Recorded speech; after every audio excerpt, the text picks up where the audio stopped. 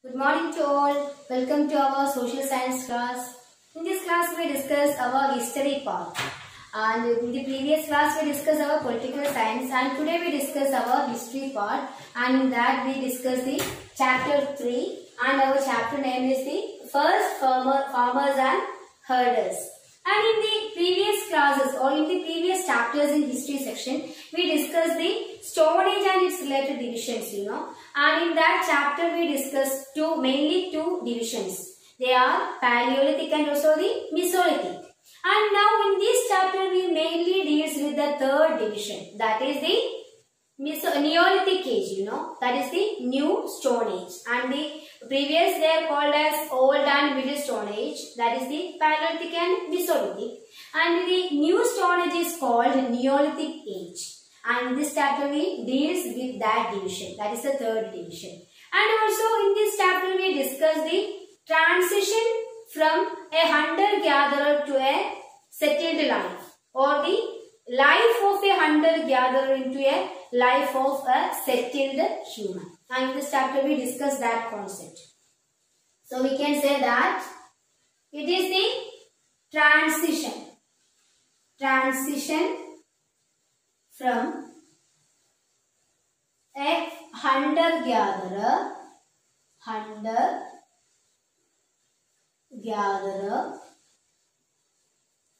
to into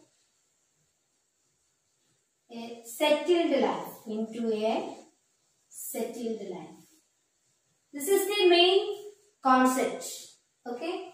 And when we discuss the previous three divisions, we can say that the Paleolithic is the age of hunter-gatherer, and the Mesolithic is the age of microliths.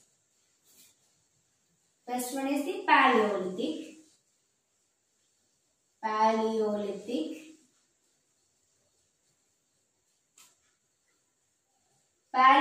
age is the age of hunter and gatherer. And then Mesolithic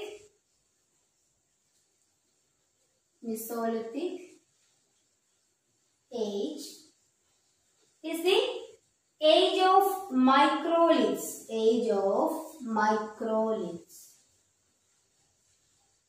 What is the meaning of microliths? Do you remember?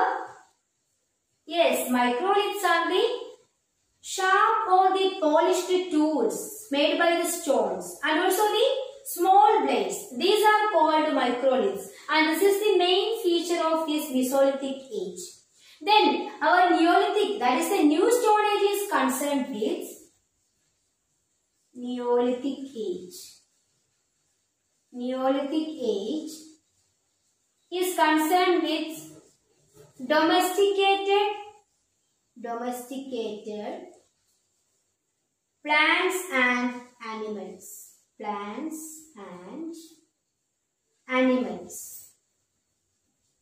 Or totally we can say that a settled life.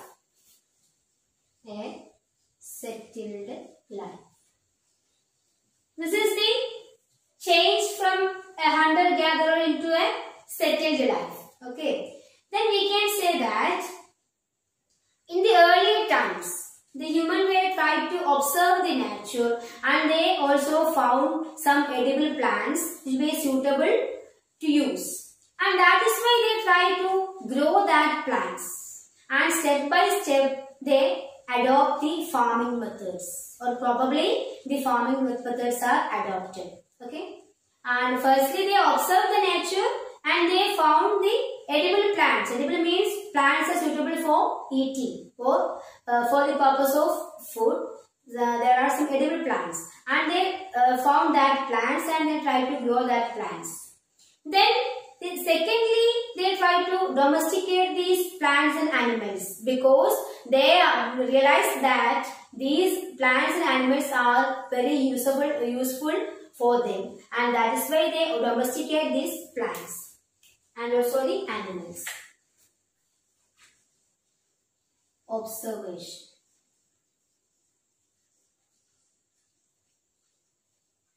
That will leads to, first one is finding edible plants. Edible plants. Then farming. These are the two results of the observation of nature. Firstly, they found some edible plants, and also probably it will lead to farming of these plants. Okay. Then secondly, domesticated animals and domesticated plants and animals. It means training and adapting, or training and creating these plants and animals to grow in a human environment, and also make use of these plants and animals for different purposes. These are the results of domesticated plants and animals. And actually we can say that this concept leads to a transition from a nomadic life. Nomadic means a wandering life into a settled life, or we can say that these domesticated plants and animals lead the early human into a settled life, and this will leads to change from nomadic. Nomadic means wandering. Nomadic life into a settled life. This is the first and the most feature of Neolithic age. What is that? It is change from nomadic life, that is the wandering life, into a settled life. And we can say that this is the actual new Stone Age or the Neolithic age. Then we discuss the basic features of Neolithic age. We can say that this Neolithic age also called Neolithic Revolution. Neolithic Revolution. This term, that is the Neolithic, is first used or coined by V. Jordan Child. Coined or used by V. Jordan Child in 1920s, and he used this term mainly for explain the changes in the field of agriculture. Okay, in the field of agriculture there may be some changes are occurred. So the Jordan Child used the term Neolithic to explain the changes in the field of agriculture. Then we can say that the main Neolithic sites. Neolithic sites.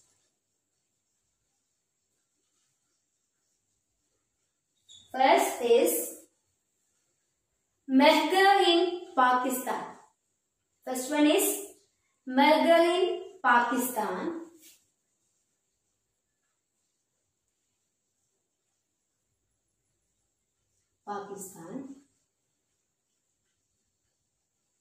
Then Burzagam in Kashmir.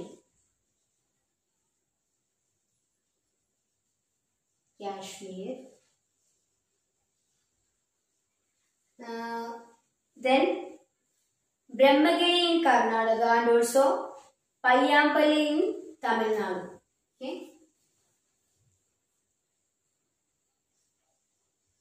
Brahmagiri, Karnataka. Then Payyampally, that was in Tamil Nadu. More places you can place from our chapter. Okay. Then we discuss that the early Neolithic settlement. Early Neolithic settlement.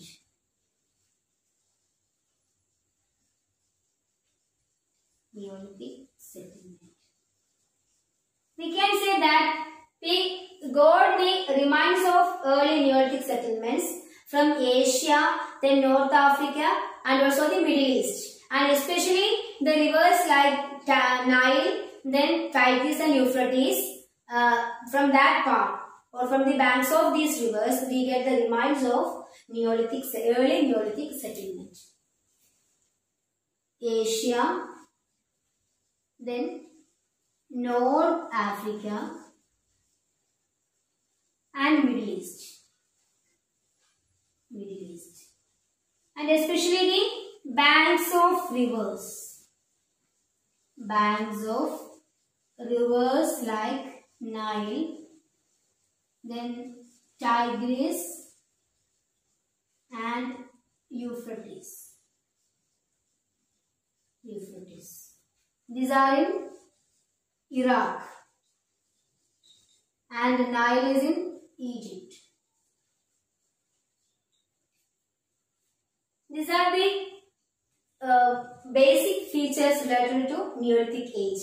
And then in our next class we will discuss the major concepts or the main features of Neolithic age.